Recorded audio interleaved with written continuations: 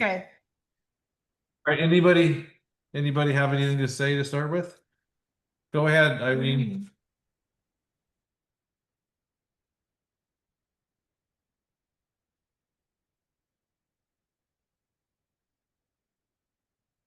Unmute Irene, beautiful darling from down under. There There you you go. go.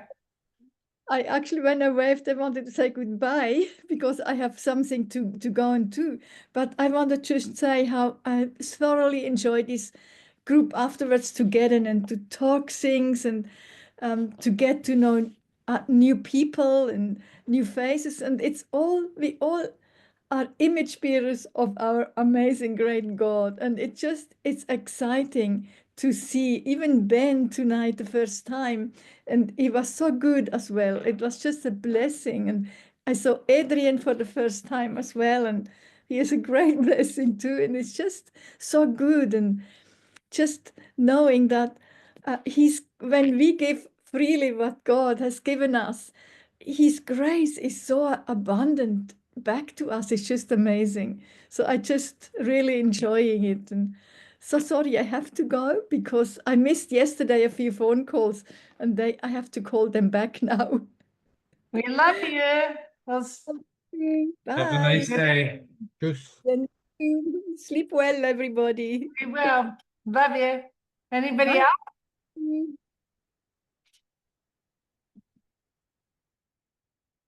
There you go. Go ahead, Teresa. Teresa. Oh, we had a wonderful group. We talked about some of these words that just like, first of all, I want to say you nearly got us crazy at the very beginning and we loved it. Laughing. And I said, you know what? Even this morning, I was like, God, I need things to laugh about today. You make things funny to me. I need to laugh. And then Patrick started off with laughing. I thought, oh boy, I could kind of go off right here. Because sometimes it's just, we need that release, but anyway, some of the things that we were talking about is freely, whenever 9:9, it says he has distributed freely, he has given to the poor. And just talking about, most of us were brought up with, having to give the tithe, and we weren't giving freely. It was expected and almost as a threat that if we didn't, the windows of heaven are going to surely be, we're going to be cut off. I mean, there was no grace. It just completely. So it's really hard to give freely and generously and joyfully whenever you have this threat hanging over you, right? But now we can give freely because we know that God is generous. He has not put this law upon us. So we're talking about that. And then also not being able to exaggerate. I just love that word exaggerate. And we were talking about how that it is impossible to exaggerate the dimensions and detail of the grace of God. All of these words are just so ooey gooey. I mean, exaggerate and then plunge. Oh my gosh. Plunge into the extravagance of grace. I mean, that is overflowing. That's just like a big waterfall. And we were just kind of talking about these words that God that are written in this book in the mirror are just really make you feel in a deep place, not only just hear it in our heads, but you feel it on the inside. You feel it in your heart, and it's life-changing. I've only been coming to this group for just a few weeks, and I mean, I feel different. My first time I came, I was talking to Patrick, and I was like, I'm doing quantum mechanics, I'm doing everything, and I still can't feel God's love like I want to. He's like, just be like a child and get your lollipop and just lick your lollipop and just let God do it. And he had a lot of, and I just kept picturing that lollipop licking. I thought, it's not a really hard thing or miserable thing for a kid to sit there and lick his lollipop, but to just, that kind of gave me a visual. I was like, Teresa, you're trying too hard to get it. Just sit back and just let it come in God's own way, in God's own time. Yeah. You crack me up. Patrick, I love your humor. Anyway, we had a wonderful, wonderful group. I just really appreciate this time. This is like the highlight of my week now. That's great. Yeah. It's wonderful when people get a hold of the message and just let it take over. And I always like to say that in Hebrews, the 4th chapter, 12th verse of the mirror, it says the word spoken in Christ is the most life-giving, or the message, life-giving, dynamic influence in us is just a message. That's it. Just listening to a message. And over in Hebrews, the 3rd chapter, Paul says the same thing. I said this and this happened. Now you're going to try to get better. I mean, all this stuff is happening to you. You're going to try to improve on this. Just listen to the message. The message got the power. It's got the power. Oh, I had something to say. Oh, I think you guys will all find this kind of humorous, but we were talking about how that our giving has voice, testimony. and a testimony. And this is kind of a funny testimony. One of our friends who's a big evangelist overseas, Healing. healing evangelist. I won't mention his name. He's at Bethel and everything. So we were going on the first detox cruise. If any of you haven't been on a detox cruise, it's a detox from religion cruise. And so he called me up from England. Tell him who's on it. What? Oh, Francois was on it. Baxter Kruger. Andre Robbie. I don't know. Bill. Bill Vanderbush. Yeah. Godfrey. This is the first time we met Francois face to face. And Baxter too. And Baxter. And so he called me up and said, I hear you're going with all those heretics. And, just be careful, he said. They're into like the greasy grace.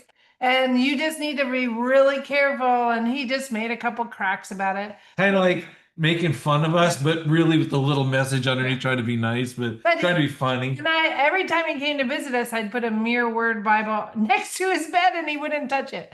So he goes over to Singapore. He's preaching in Singapore. And this guy that where he's preaching is a friend of ours now. And this guy said, you know what? You really need to lighten up. I'm going to take you on a cruise. And I'll pay all your and your wife expenses.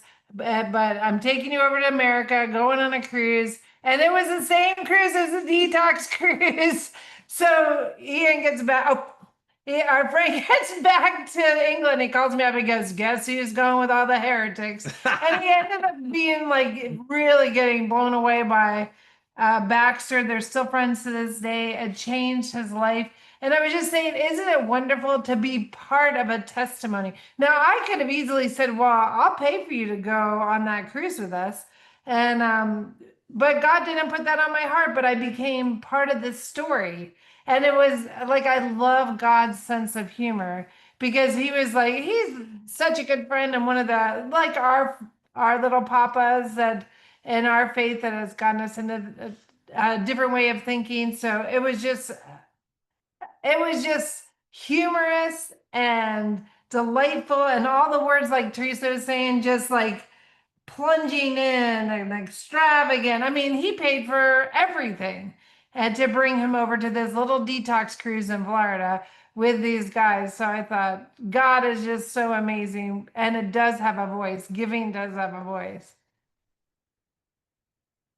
But, So Ben, did you have something to say? You put IDK. I don't know what that means. So okay, you just wanted to comment. All right. we don't know abbreviations. Yeah, we're not that cool. Or won't. We know some. We know this one, but I won't do it. IDK means I don't know. Oh, okay. Anybody got a hand? Keisha, get in there. You look too relaxed. Bonnie's hand is up. Bonnie, Oh, Bonnie, sorry. white. Yep. You're a white girl. I don't know why it's that color. I have no clue. All right. Two things that we talked a lot. This chapter was just filled with so much. And I'm agreeing with Teresa. It was the ooeyest, the gooeyest, and it was the most delightful to read through. Really, it was. On 14, it says, can you imagine how your abundant generosity to them has tied them to you? with deep affection. And we talked about the story that Patrick said about the giving, right? When you gave that treadmill, that gentleman was tied to you with his affections now. That he spoke highly of you, right? That he spoke that you really know God. And then the ripple was now he has the testimony to go out to even others, right? That was amazing. And Eli was in my group, Ben was in my group, Irene was in my group. Who else? Did I miss somebody? I think I missed somebody now. Darn it. I'm looking around the screen trying. Oh, and Adrian was in our group too. And the last thing we shared, which was funny because Eli shared a story about how he was at his job and he ended up having to take money out of his pocket to pay for something that he wasn't supposed to do, but somehow he got shortchanged by someone, right? Well, verse 7 talks about the agape love of God inspires extravagance of hilarious proportions. Well, he had one more job that he took. He was driving like a taxi, and the next guy gave him tenfold of what he lost and had to pay out. And I said, wasn't that hilarious? Because that wasn't just like a little bit, right? That was an abundance. That was extravagant. That's how God works. Like all of a sudden you get this abundance that comes into your life. And it's hilarious because you can't outgive him. You can't outdo it. So that was my 2 cents. That was a great 2 cents. That's for sure. Anybody else would like to share? Hoo. Do, Your do. voice is sounding really strange, Pam. It's like there's something wrong with this. Like you sounded like a monster, actually. Ooh. It's like, yeah, there's something wrong Still with your sounding like microphone. a monster? Yes. Not me. Or a robot, Yeah. maybe. Oh, A maybe. robot. A robot. Hopefully That's a Keisha better will word. take over and take over. Well, okay, so I just love the words that are showing up in this word. Like, words like extravagance, plunge, extreme, advantaged, self-sufficient, completely. Like they're so definitive, right? Just so definitive, so unapologetic, so literally just statements of fact that happen to also be true. I love it. And in our group, we were just really enjoying the conversation about giving and the beauty of being able to give with great liberty, but also being able to enjoy having cast off the restraint that comes from tithing, because tithing gave us this glass ceiling, right? Where you were restricted to a number, and then you were exhibiting symptoms of selfishness without realizing it, because you started to calculate and you were dotting I's and crossing T's and you were being mean to people without realizing it or whatever. But the beauty of what we were talking about included the fact that there is no way that you could put a limit on the giving that the Abba allows you to do, because he doesn't limit the giving that he gives through you, right? So that's one thing. So you can't restrict that to a number. There's no way you could restrict it to a number in terms of amount or even percentage. That's one thing. And then the second thing that came to us was that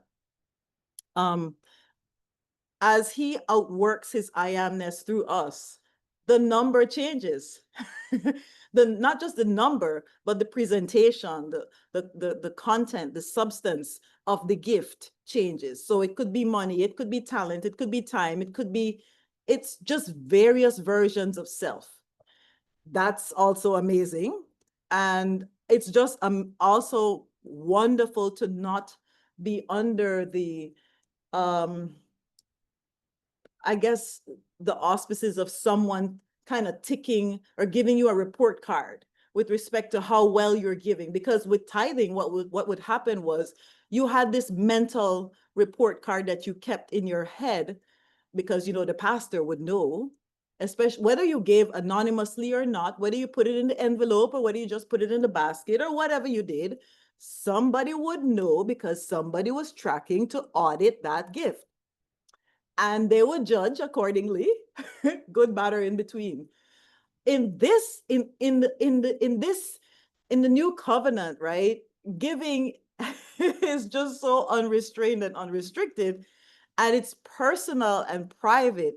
And then it is out of the outworking of the I amness on the inside of us, which is constantly evolving, which then makes it so extravagant in and of itself. Because as we grow in our I amness awareness, the giving becomes significantly extravagant as well. And then the final thing that we were talking about, well, we talked about a lot of stuff, but the other main point that came to mind was looking back at that woman who Elijah was ministering to with the pots, right? And the oil. The supply was never the limitation. The limitation was never on the supply, it was on the containers. And so the Father's delivery of whatever it was that she needed at the time was only held back by the containers.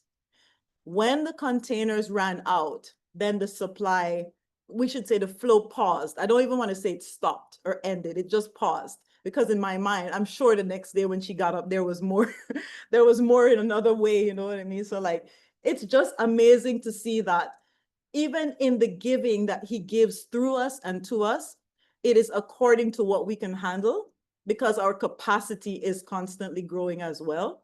And of course, if he just showered us with everything at once, it would kind of knock us over. So he works with us and walks with us as we're doing this. So, and shout out to my awesome group, Polly and Victor, woohoo, as well as Natalie from Metairie. I was going to say Metairie, but I was like Metairie. Oh my God. Awesome, Keisha. Anybody else? Or should we do? Pat needs his beauty sleep. Okay, I'm gonna put a stop to it. Stop recording.